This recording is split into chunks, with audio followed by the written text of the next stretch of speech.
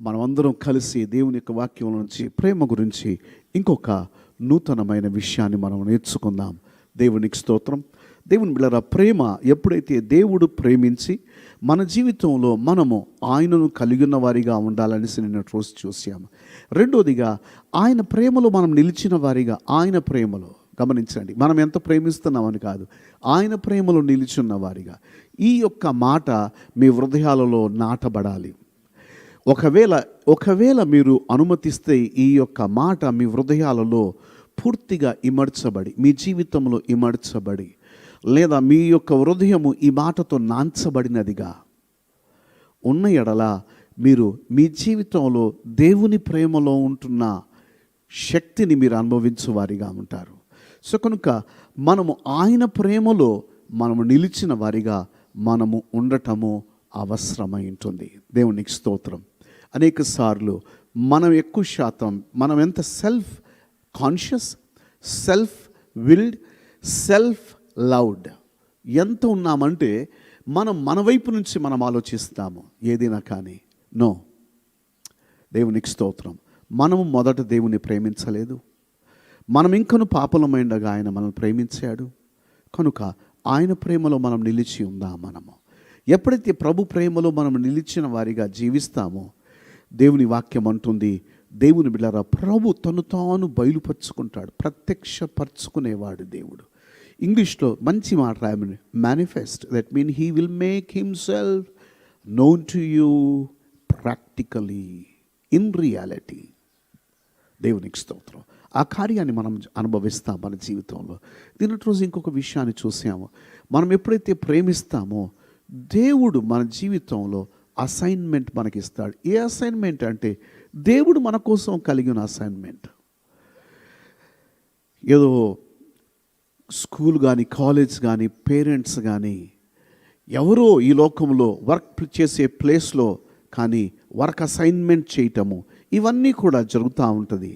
కానీ పరలోకము నీకోసము అసైన్ చేసిన ఆ పనిలో నీవు జీవించువాడిగా ఉంటావు. ఎలా ఉంటామో మనం నిన్న రోజు చూసాము. అందుకే the degree of the love that you get in.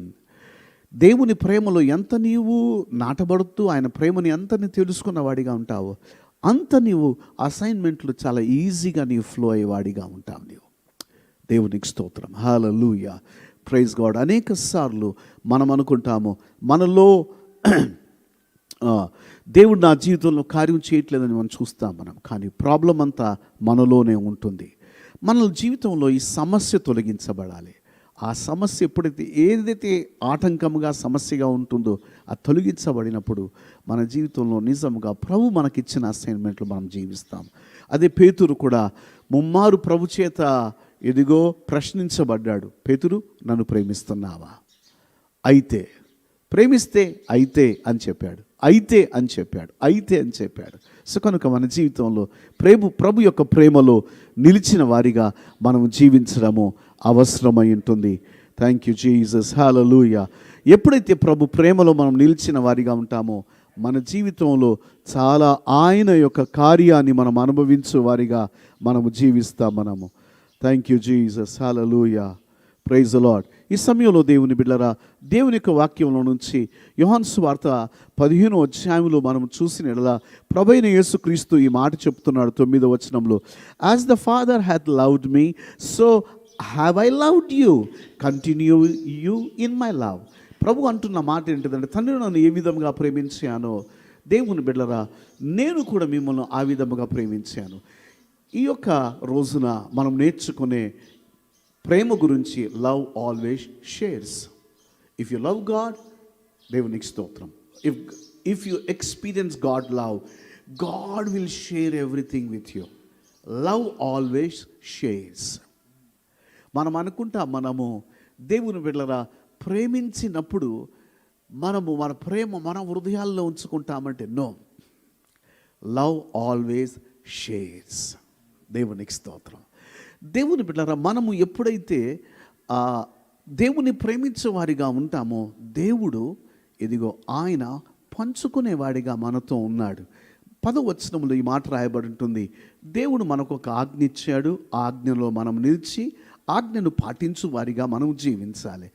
ఆజ్ఞ ఏంటిది అన్న విషయాన్ని మాట్లాడుతూ ప్రభువైన యేసుక్రీస్తు ఈ మాట చెప్తుంటున్నాడు. ఏమంటున్నాడంటే, even as I have kept my father's commandment and abided in his love. తండ్రి యొక్క ఆజ్ఞను గైకొని తండ్రి యొక్క ప్రేమలో నేను నిలిచిన వాడిగా నేను ఉంటున్నాను. దేవునికి స్తోత్రం. సో కనుక ప్రేమలో మనము నిలిచిన వారిగా జీవించడము అవసరమై ఉంటుంది. ప్రేమలో మనం నిలిచి ఉన్నప్పుడు కింది వచనాల్లో మనము గమనించి చూసినడలా ప్రభువైన యేసుక్రీస్తు ఈ మాట చెప్పుచున్నాడు. 13వ వచనములో, తన స్నేహితుల కొరకు తన ప్రాణము పెట్టుకొనిట కంటే ఎక్కువైన ప్రేమ గలవాడునని లేడు. తన స్నేహితుల కొరకు తన ప్రాణము పెట్టిన వాని కంటే ఎక్కువైన వాడు లేడు. దేవుని బిడ్డలారా గమనించండి, లవ్ షేర్స్. దేవునికి స్తోత్రం. ప్రేమ పంచుకుంటుంది. దేవాది దేవుడు తన ప్రేమ ఇదిగో ప్రభు వ్యక్తం చేస్తుంటున్నాడు. తన స్నేహితుల కొరకు ప్రాణము పెట్టిన, అనగా ప్రేమ ప్రాణమును కూడా షేర్ చేసుకుంటుంది. మనము కేవలము సింపుల్ థింగ్స్, ఈ లోక విషయాలలో మనం బైండ్ అయిపోయి మన మనస్సు ఈ లోక విషయాలను బంధించబడి లోక విషయాలను మాత్రమే మనం షేర్ అనుకుంటాము. కాదు, ప్రేమ ఏం చేస్తుంటుందంటే తను కలిగి ఉన్నది పంచుకునేటిదిగా ఉంటుంది. అందుకే యేసు ప్రభు కింది వచనములో అంటున్నాడు, మిమ్ములను దాసులని పిలవక నేను మీకు ఆజ్ఞాపించు వాటిని చేసిన ఎడల మీరు నా స్నేహితులగుదురు. దాసుడు తన యజమానుడు చేయు దానిని ఎరుగడు గనక ఇక మిమ్మును దాసులని పిలువక. ఏమంటున్నాడు? ఇకను మిమ్మును దాసులని పిలవక అంటున్నాడు ప్రభు. గమనించండి, ఎందుకంటే యజమానుడు చేసేది ఏదైనా కానీ దాసునికి రివీల్ చెయ్యడు. యజమానునికి ఏమి తెలుస్తుంటుందంటే, ఎదిగో కేవలము దాసునికి ఏమి తెలుస్తుందంటే యజమానుడు మాట్లాడే మాట మాత్రమే తెలుస్తుంటుంది. యజమానుడిచ్చే ఆజ్ఞ మాత్రమే తెలుస్తుంటుంది. ఆజ్ఞను పాటించాలి అంతే. కానీ స్నేహితులకు పంచుకోవడం జరుగుతుంది. దేవునికి స్తోత్రం. గమనించండి, పాత నిబంధన కంటే దేవుడు క్రొత్త నిబంధనలో ఒక పరిధి మన జీవితంలో మనల్ని ఒక హయ్యర్ స్టేజ్కి తీసుకొని వస్తుంటున్నాడు. అందుకే లా ఏం చేసిందంటే దాసులుగా చేసింది. దేవుని బిడ్డరా, దేవుని యొక్క కృప ప్రేమ నిబంధన చేసి ప్రేమ నిబంధనలో మనల్ని స్నేహితులుగా చేయుచున్నది. ఎందుకంటే దేవుడు తన యొక్క హృదయాన్ని మనతో పంచుకోవాలని ఆశిస్తుంటున్నాడు. దేవునికి స్తోత్రం. హల్లెలూయా. తన హృదయాన్ని మనం పంచుకోవటము, మనం తెలుసుకోవడం చాలా అవసరమై ఉంటుంది. దేవుని వాక్యంలో ఈ మాట రాయబడి ఉంటుంది. మనం అనేక సార్లు మనము ఈ మాట చదివాము, చెప్పడం జరిగింది. అదేంటిదంటే, దేవుని బిడ్డలారా గమనించి మనము చూసిన ఎడల 1 కొరింథీ రాసిన పత్రిక 2వ అధ్యాయం 9వ వచనం రాయబడి ఉంటుంది, దేవుణ్ణి ప్రేమించు వారికి, అనగా దేవుణ్ణి ప్రేమించు వారికి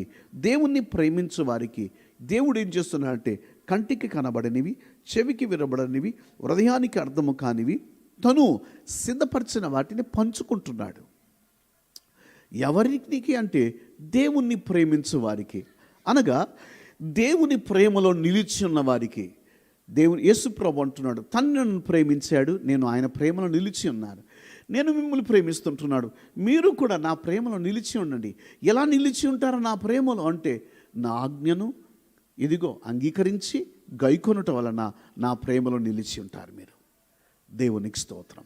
కనుక దేవుని వాక్యమును మనము పాటించు వారిగా మనము ఎప్పుడైతే ఉంటామో ఆయన ప్రేమను అంగీకరించి ప్రేమలో నిలిచిన వారిగా జీవించు వారిగా ఉంటాము.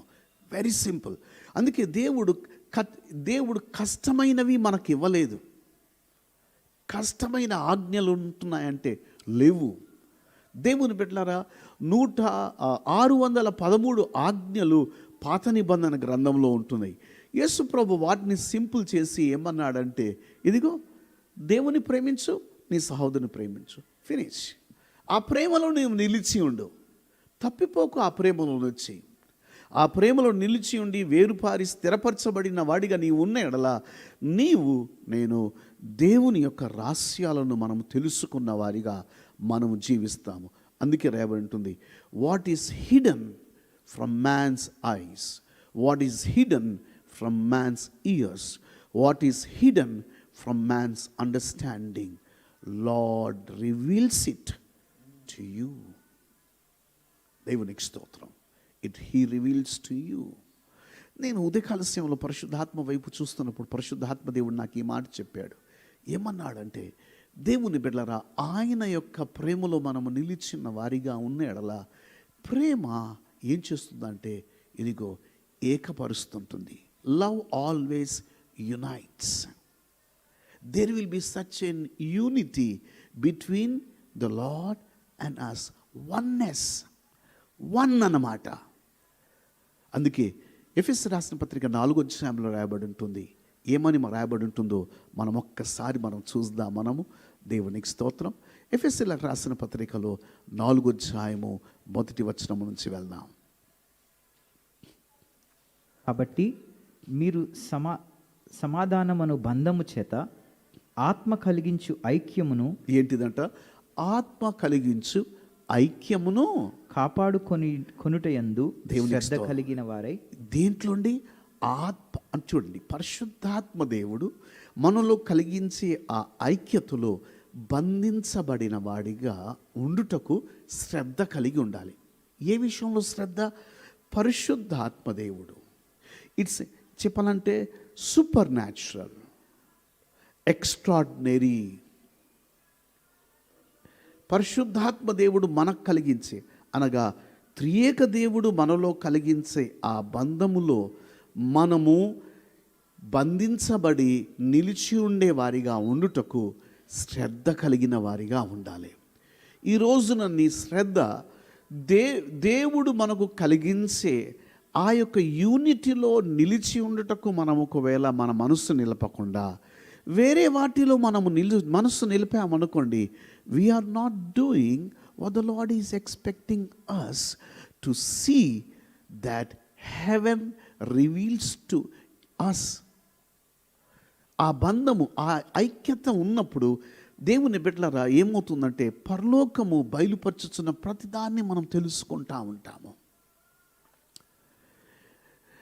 దేవుని బిడ్డలారా, పరలోకము సైలెంట్ ఉన్నదా అంటే no, heaven is not silent. దేవునికి స్తోత్రం.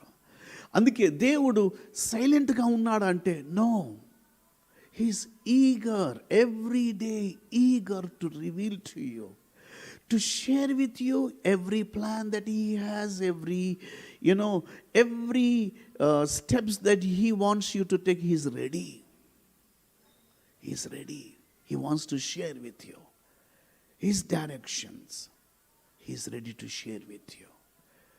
He's prepared things. He's ready to share with you. అందుకే దావీదు ఏమంటున్నాడంటే, యెహోవా నా కాపరి, నాకు లేమి కలగదు. ఆయన ఏం చేస్తాడంటే ఆయనను పచ్చికల చోట్ల నడిపిస్తుంటున్నాడు. ఎవరు నడిపిస్తున్నాడు? ఆయన పచ్చిక గల చోట్లో నన్ను నడిపిస్తుంటున్నాడు. ఆయన శాంతికరమైన జలం యొద్దకు నడిపిస్తున్నాడు.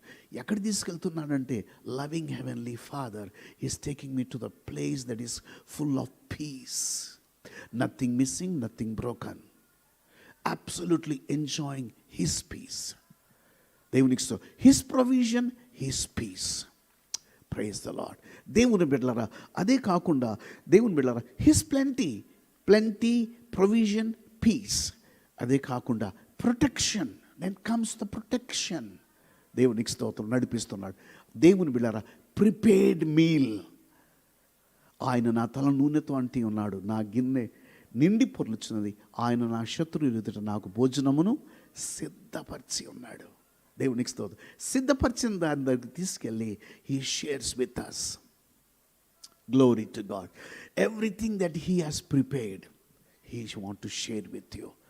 ఒక చిన్న అర్థం చేసుకోవడానికి ఒక చిన్న విషయాన్ని ప్రభు ఈ మాట చెప్పాడు. ఏమన్నాడంటే, మీరు బలలో పాలు పొందినప్పుడు నన్ను జ్ఞాపకం చేసుకొనుడి, నేను పరలోకములో మరలా మీతో నేను ఏ విధముగా పాలు పొందేంత వరకు మీరు ఏం చేయాలంటే మీరు షేర్ చేసుకోండి. అంటే దేవుని బిడ్డ పరలోకంలో కూడా ప్రభు మనతో షేర్ చేసేవాడిగా ఉంటున్నాడు. ఆయన అంటున్నాడు, I have shared my body with you, every day you partake in it. We're sharing what he is giving to us. ఆయన ఇచ్చేదాన్ని మనము పొందుకుంటున్నాం. మనము ఆయన శరీరము, ఆయన మూల్యమైన రక్తము. Just think about this. అదే కాకుండా దేవుని బిడ్డలారా, ప్రభు ఏమంటున్నా అంటే, మీ కొరకు స్థలమును సిద్ధపరచుటకు నేను వెళుచున్నాను, స్థలము లేని ఎడల ఇదిగో మీ కొరకు నేను సిద్ధపరుస్తానని చెప్తున్నాడు. దేవునికి స్తోత్రం. అందుకే ప్రభు ఆయన ఇంకేం షేర్ చేస్తుంటున్నాడంటే, సర్వాధికారం నాకు ఇవ్వబడి ఉంటుంది కనుక మీరు వెళ్ళండి. He shared his authority. సర్వశక్తిమంతుడు, సర్వశక్తిమంతుడు. సైతానుడు సర్వశక్తిమంతుడు కాదు, కానీ సర్వశక్తి గల దేవుడు తన యొక్క అధికారం నీతో నాతో పంచుకున్నాడు. సర్వాధికారి అధికారం పంచుకున్నాడంటే నీకు నాకు ఇవ్వబడిన అధికారం ఎంత గొప్పది చూడు. He has shared his authority. Love shares. దేవునికి స్తోత్రం. దేవుళ్ళరా, అందుకే ప్రభు పంచుకొని ఉంటున్నాడు. అందుకే ఈ మాట రాయబడుతుంది, మనం అనుదినము కూడా ఏం చేయాలంటే ఎంగేజ్ కావాలా. దేనికి ఎంగేజ్ కావాలా? ఆయన ప్రేమలో. దేవుళ్ళరా, ఆయనతో ఏకముగా మనము ఒకరితో ఒకరు ఏక మనస్సుకులుగా మనం జీవించడానికి మనము శ్రద్ధ కలిగిన వారిగా నడుచుకోవాలి. తర్వాత చదవమా. ప్రేమతో ఒకరినొకడు సహించుచు. ఏంటిదంట? ప్రేమతో ఒకరిని ఒకరు సహించుచు, మీరు పిలువబడిన పిలుపునకు తగినట్లు దీర్ఘశాంతముతో కూడిన సంపూర్ణ వినయముతో సాత్వికముతోను నడుచుకొనవలెనని ప్రభువును బట్టి ఖైదీనైన నేను మిమ్మును బ్రతిమాలుకొనుచున్నాను. అమ్మా 4వ వచనం.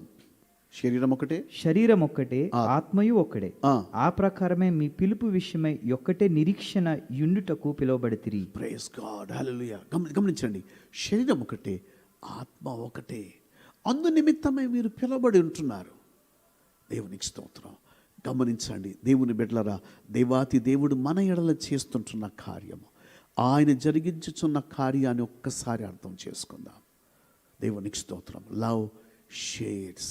అందుకే కీర్తనలో కూడా ఈ మాట రాయబడుతుంది. 91వ కీర్తనలో ఏమంటున్నాడు ప్రభు? 91వ కీర్తనలో ఒక్కసారి చూడండి.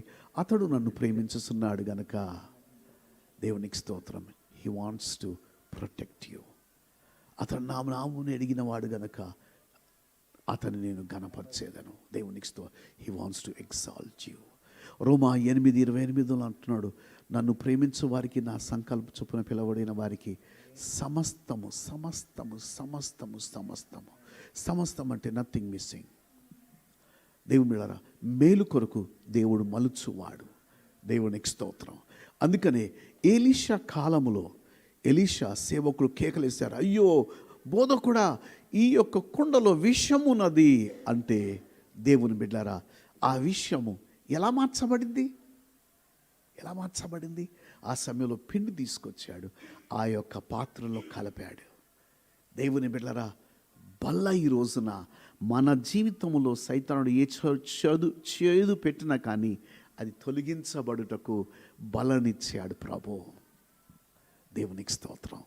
ప్రతి విషయము, సైతానుడు కలిగించే ప్రతి విషయమైనది నీలో నుంచి తొలగించబడుతుంటుంది. ఎలా అంటే ప్రభు అయిన యేసుక్రీస్తు ద్వారా ఆ కుండలో కలపబడిన పిండి యేసుక్రీస్తు అయి అంటున్నాడు. దేవునికి స్తోత్రం. కనుక మనము ఆయన మనతో పంచుకునేటివి చాలా ఉన్నాయి. మనము యోహాను సువార్త ఆ పత్రికలో 1వ అధ్యాయంలో మనం చూసుకుందాం రేపటి రోజున. దేవుని బిడ్డలారా, ఆయన పంచుకునేటివి చాలా ఉంటున్నాయి. ఒకవేళ మీరు కూర్చొని మీరు ఒకవేళ దేవుని వాక్యంలో మీరు లోతులోనికి మీరు వెళ్ళిన ఎడల, జస్ట్ లవ్ ఆల్వేస్ షేర్స్.